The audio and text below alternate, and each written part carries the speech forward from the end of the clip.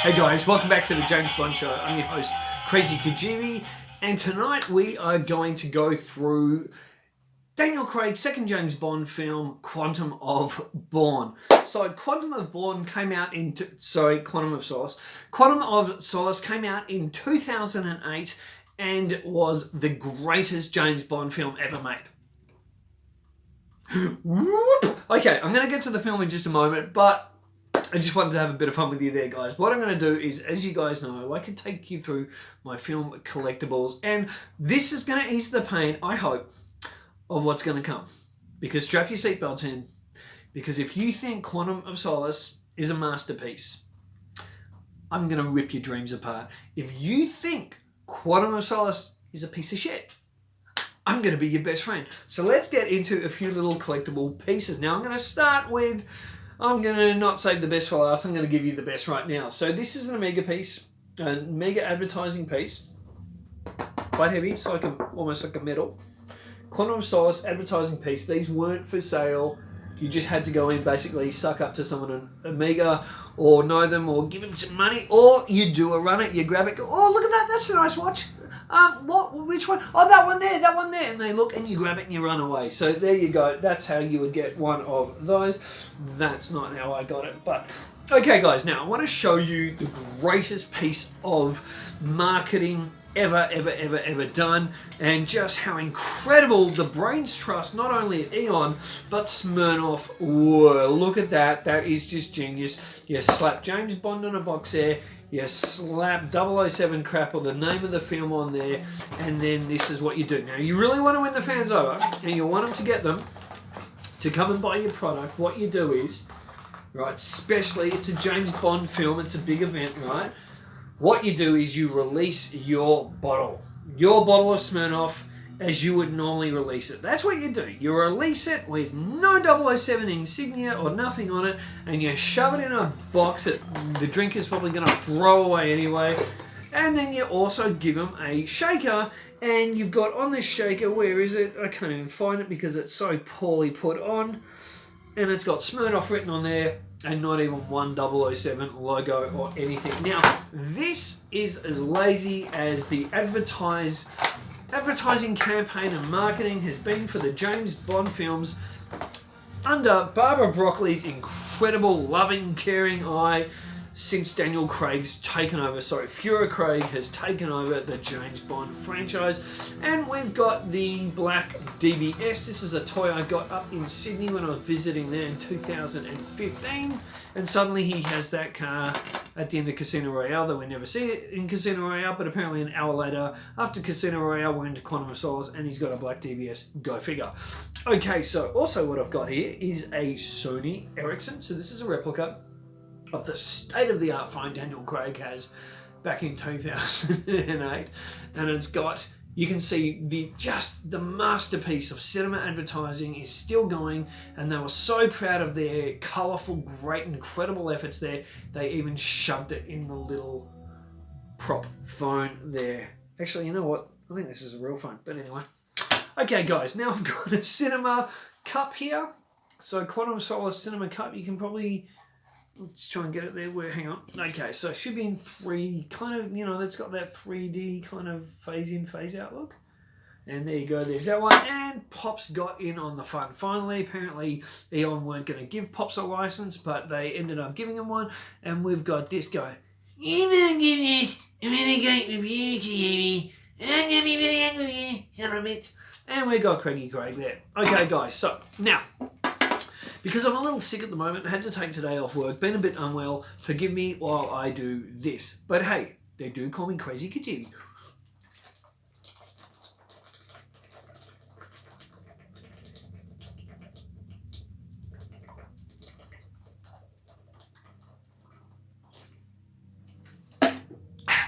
I was thirsty. Okay, guys, let's get into this film review. Okay, so 2008, we get the greatest film of all with a $250 million budget. Gee, I'm going to be running to the Donny during this review and pee. So, throat was very dry. $250 million budget for the shortest runtime Bond film ever. You go figure that one. Where did the money go? I would love to know, seriously. That kind of rhyme too. So, $250 million budget on a 106-minute film. Now, the film starts off literally, whether you believe or what day of the week it is or what time of the year it is, with Michael G. Wilson or Barbara Broccoli, what they tell you. 1 minute the film starts off, an hour after Casino Royale, one of the greatest Bond films ever made, and then this 106-minute travesty, well, it's either 3 days after, 1 hour after, 3 hours after. How long? They've got to make up their mind. You know why? Because Mr. White was in the boot. So if Mr. White is in the boot from the end of Casino Royale, which we pretty much figure he is, then far out, that would have been a rough time in that old bootski for 3 days. So I'm guessing it's more an hour or two later this film picks off. But the producers just change their mind all the time on that. And the director as well. So James Bond's got Mr. White. He gets enthralled in a big car chase, and he ends up getting Bond to M. M interrogates him for all of 10 seconds, which could have been one of the most interesting scenes in the entire film. We get about 10 seconds until we learn that one of Mr. White's men is in the room, and he's basically been spying on M and spying on everyone, and he's a double agent. So Bond chases him. They get into a roof fight, a bus rooftop fight, an underground fight, a fight through a horse race or some race or something, and Bond shoots him dead. Then they end up in, what was his name, Bronson, something like that. Then they end up in his hotel apartment, and M's got no idea what's going on, and M kind of feels like everyone watching this film, we have no idea what's going on. For some reason, a guy named Slade is apparently a bad guy in Hades, so Bond goes off to Hades for some reason, gets into a completely Jason Bourne fight with him. Bond stabs him, goes off with a briefcase, gets in a car, meets Olga Kurylenko's character, Camille, and she shoots him, and she doesn't know what's going on. Bond doesn't know what's going on, and then she gets chased in the car, and then she tries to shoot Bond midway through that car chase. And then we see Camille end up at Dominic Green's little hangout by the bay, and he's about to have a meeting with General Medrano.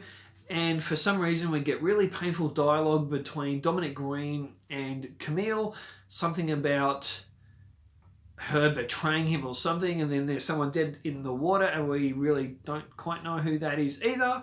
And this film goes on and on like this. Bond ends up in a part of Italy, meeting up with Mathis. Yep, Mathis has been... This is really, really interesting. Now, I've got to get into this. Instead of coming back to this, I'm going to get into this even though I'm explaining the story of the film. Okay, so check this out.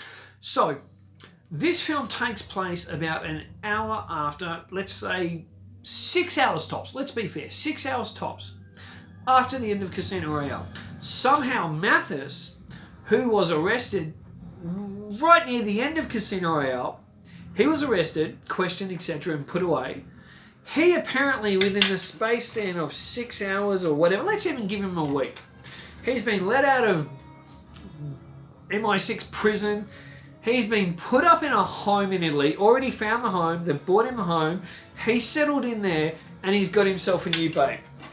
All within a few hours, or give it a week, if you want to even give it a week. That's what's happened. That is the plot holes of this film. So for some reason, Mathis leaves his middle-aged babe with a cute little Bertucci, leaves her, goes off with Bond, and comes out with garbage lines like, she loves you, you know. Like is he a former agent, or is he Freud? Is he Sigmund Freud? What's going on with the Mathis character here? He ends up with Bond. They go off to, where are they now? Some garbage place in a garbage-looking country in a garbage-looking location. And we've got Agent Fields.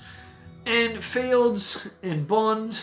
Mathis, we don't know where Mathis is. We think he's probably back at the hotel having a good drink. I would be with him drinking too. And Fields and Bond go off to this event where Dominic Green is showing how great Green Planet is. And he's really all about protecting the environment. Camille comes in, basically takes a big giant poop in his Heineken beer, and tells everyone he's really just a scumbag and a murderer and a killer, and he's gonna take all their something, oil, water, or whatever. And then Bond and Camille end up leaving that party, and Mathis is in the back of their boot. Mathis is in the back of the boot. These cops, who are obviously rigged cops, they show up, they shoot Mathis, and then Mathis gets shoved in a bin by Bond after Bond kills the two cops.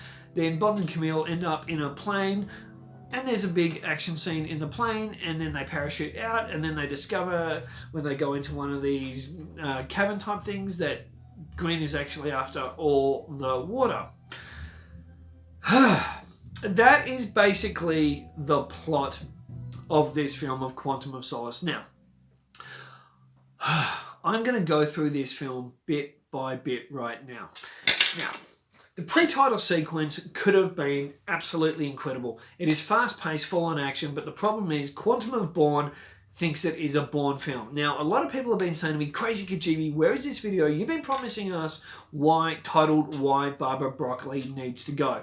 I have not forgotten about this video. I promise you guys that video is coming. And this film, if you think about it, we get the great Casino Royale in 2006. 2006, okay? The next best film closer to that, going back, was GoldenEye, 1995. So we got GoldenEye 95, then we got Casino Royale 11 years later in 2006, okay? And then since then, we have got nothing. And if anyone tells me, oh, we got Skyfall, Skyfall was great, well, you don't know what a James Bond film is supposed to be if you think Skyfall is great. But what we got here is an absolute abortion and abomination. This film, because of people like Barbara Broccoli that can't learn from her father. In 1973, they did Live and Let Die. Oh, but you know, they added in the black stuff. No, what they did is they never copied a film style. So they might have in 73 with Live and Let Die, went in a blaxploitation area. Yes, 1974 Man with the Golden Gun. Kung Fu was all the rage over China and into America. So they put a bit of Kung Fu in the film. Moonraker. They were supposed to make For Your Eyes Only. They didn't. They made Moonraker because of Star Wars, but they still kept it as a James Bond film. You see what I'm saying here, guys? So, you can take parts and put it in your film, subject matter. But what Barbara Broccoli allowed Mark Forster, a complete dim-witted douchebag of a director, talking about wanting to bring the 4 elements. Look, if a director turns up to an interview for a Bond film and he says, I want to put the 4 elements in a film. Wind, fire, earth, whatever the other one is. Look, kick him out and lock that door. Get a martini glass, right? Smash that thing, go like this at him, chase him out the room, then lock that door and make sure they never have children. Seriously, that is what you want to do to a douchebag director like that. Mark Forster, go and do Monsters Ball, The Kite Runner, whatever, great little films. But he should never have been hired for this film. Now, the writer's strike. Well, there was a writer's strike and then Daniel Craig had to write this and write that. Bullshit. They had time to do this, or they had time to make a decision and look at that script and go, this is not up to code.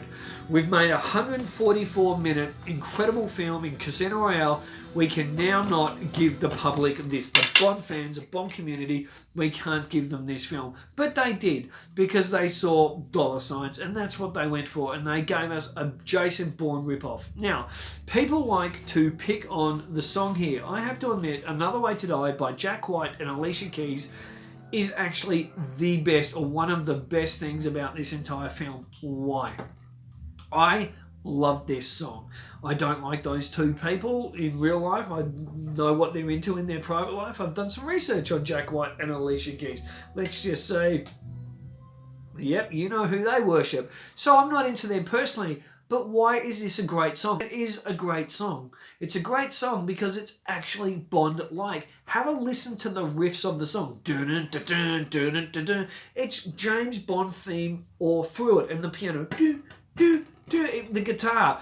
They're two people that have come in and understood what a James Bond song needs to be. Now, you've got to remember, guys, we didn't have Danny Kleiman doing the credits. So we didn't have their song along with great credits. We had some retarded visual effects company that probably cost $1.50 and maybe they gave them a free slab of Corona. I'd like to give those guys another slab of a different kind of corona for the worst credits ever put to a James Bond film. So we didn't have the song going along to great credit. So I think people mistakenly and unfairly bash the song and say it's a big loud mess. It's not, because the song lyrically actually goes with the title of the film, with the story of the film, if there is a story, but it goes along with it and Bond's pain. So actually have a listen to the lyrics of it. It's not a bad song.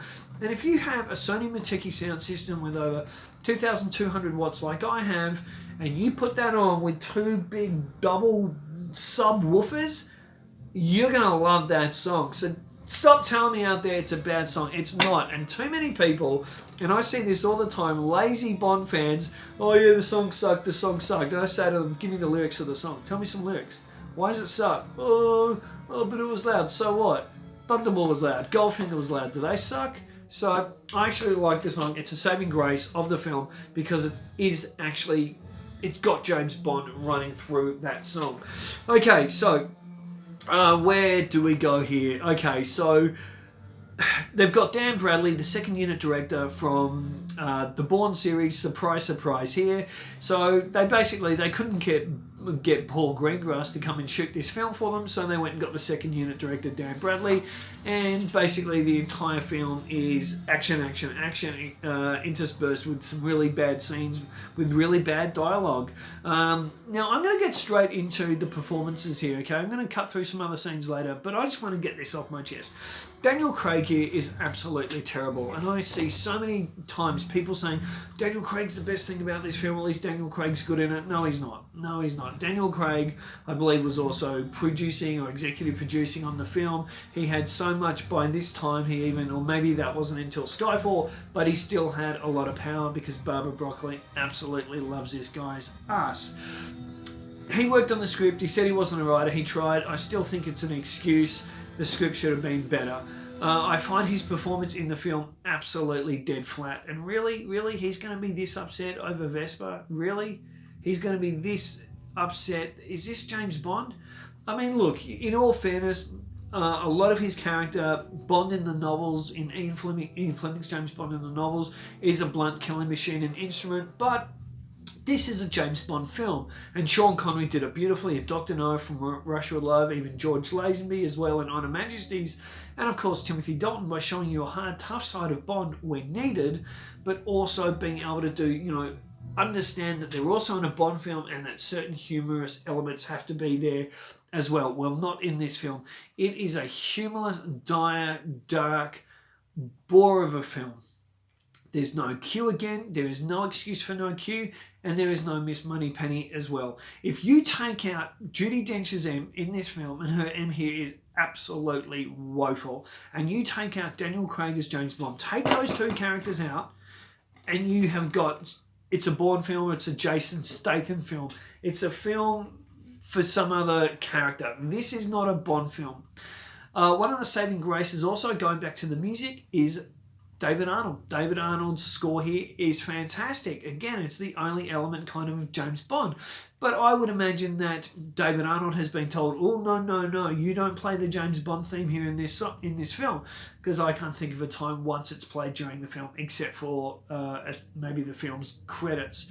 And the film does not have the opening gun barrel sequence, and there's no excuse for it. The director wanted to open up on the water, the camera coming across the water, so what? Bond theme, blop, blop, blop, you open on the water, zoom through, you could do it. It was an excuse. And again, this shows the weakness and the insipid nature of Barbara Broccoli to take away the James Bond tropes and push in this Bourne garbage into this film. Olga Kurylenko as Camille, she's also kind of a saving grace in this film. We never really get to know her. We don't get to see her character enough.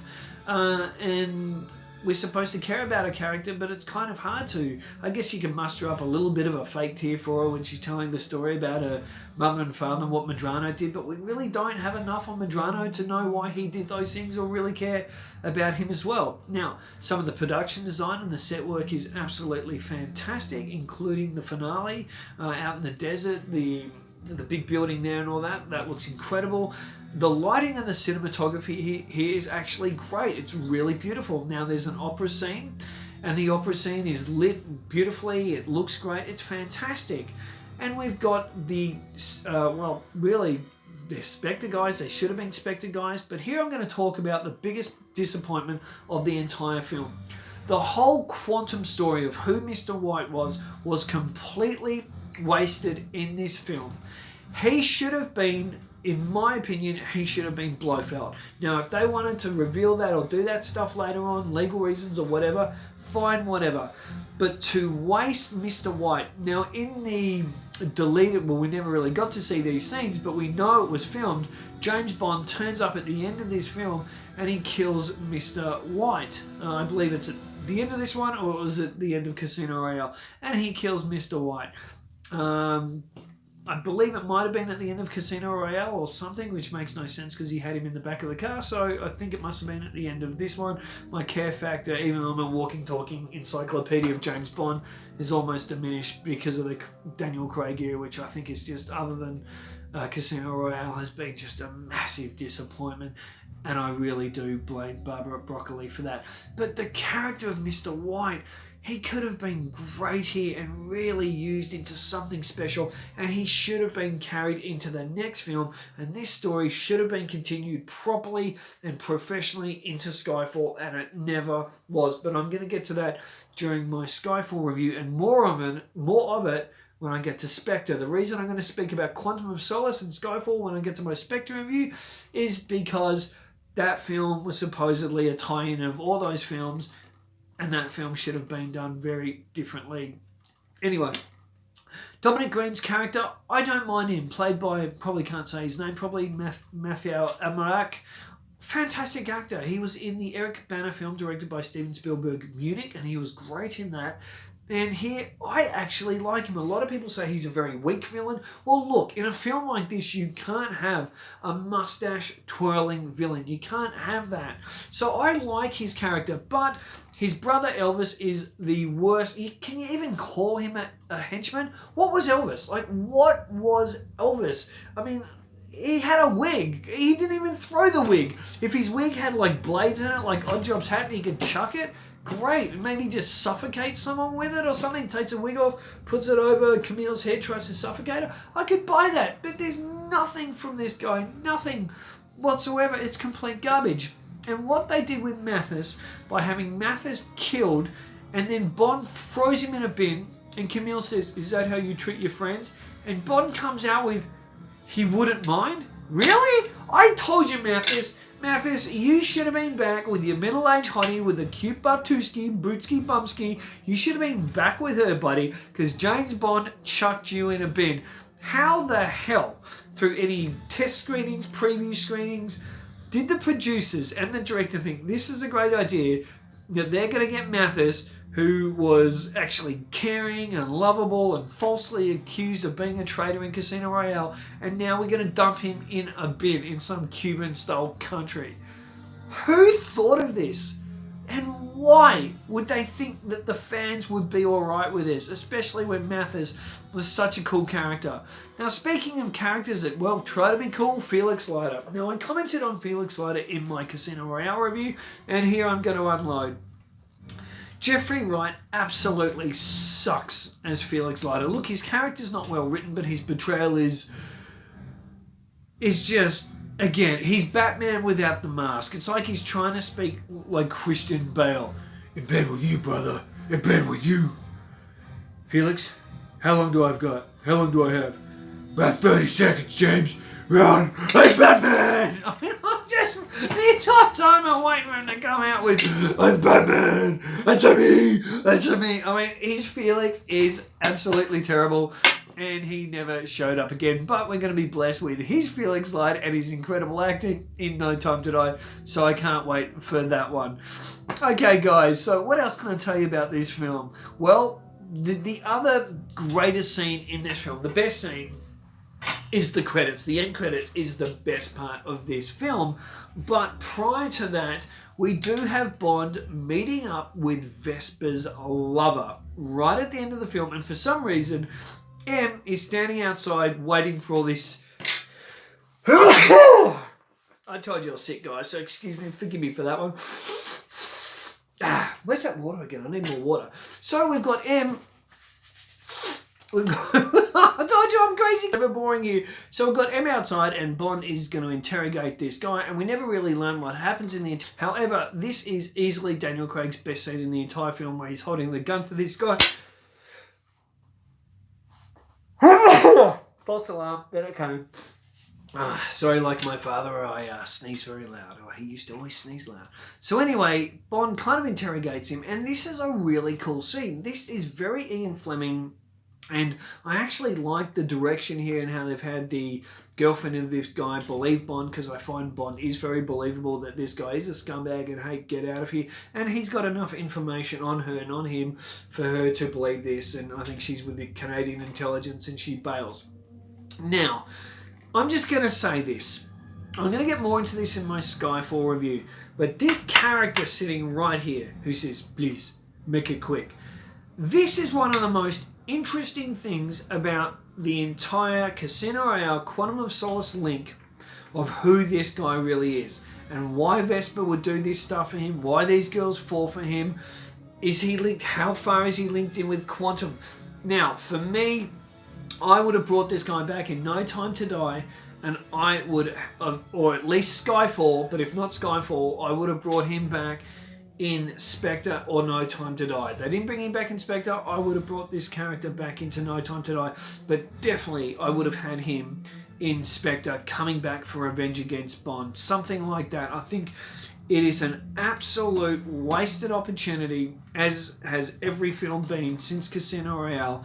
And this has got to sit on the lap of Barbara Broccoli of making this film a travesty and completely screwing up this Daniel Craig era. Guys, that is my review of Quantum of Solace. Let me know in the comments what you think. Sorry, I'm not at my best tonight. I am a bit fluey and I'm trying to do this after being sick, but bear with me. Let me know in the comments below what you think. Now, I didn't give Casino Royale a Kajeevie rating, so I apologize for that. So I'm going to rate it right now. Casino Royale gets a 7 out of 7 Kajeevie stars from me, because I think it is an incredible Bond film. Now, what am I going to rate Quantum of Solace? Well, you can expect nothing much good's coming.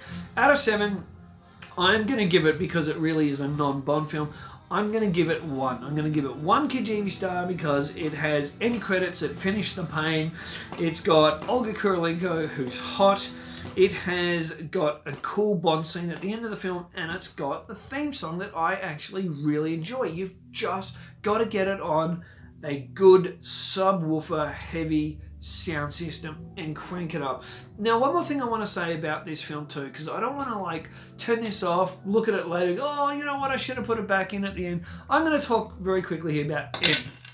Judi Dench's M is an absolute mess. Now, obviously the screenplay is a mess here, but her M is a mess.